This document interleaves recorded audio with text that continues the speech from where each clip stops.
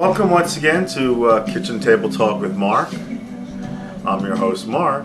Surprise. I wanted to discuss today the issue of my father. Many of you know my father took extremely incredible care of my mother during the last 3 years of her life. They were together almost 50 years as a married couple, and certainly together more than that as a couple. And my father really and truly loved my mother.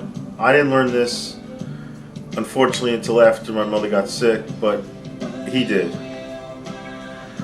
My father, after a reasonable time of mourning, met somebody that is an old family friend, reconnected, someone who I have fond memories of, who I haven't met recently, but who I know is in her heart a good person.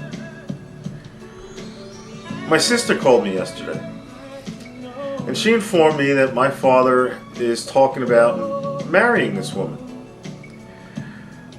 My initial reaction at first was a surprise. My sister's reaction was, of course, of money, worried about the apartments, worried about the contents. My mother collected Lalique, which is very expensive glass.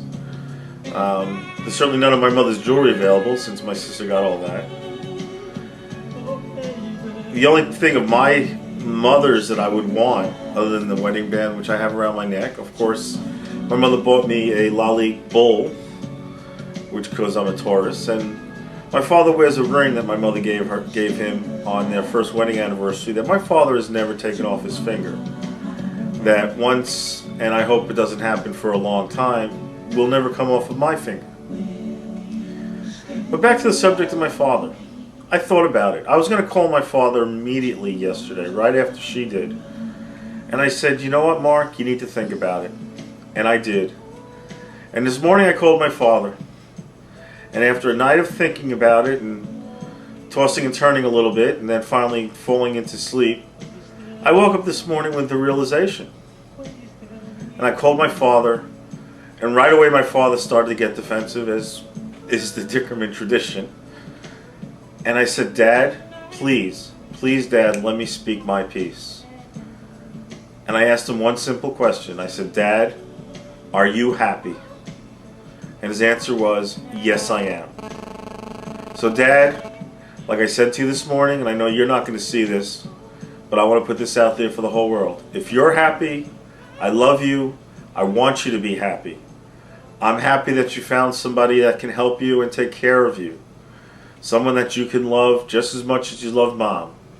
I know your love for Mom will never diminish, as much as my love for my mother would never diminish. As long as you have somebody that makes you happy, then I'm happy. And if making you happy means you have to marry this or want to marry this woman, then Dad, I hope you'll let me stand up with you and be your best man. Because I'll be there for you. You've been there for me my entire life. You've been there for me over the last few years as I struggle with the federal government. So, let you know, Dad, I love you. I'm happy for you.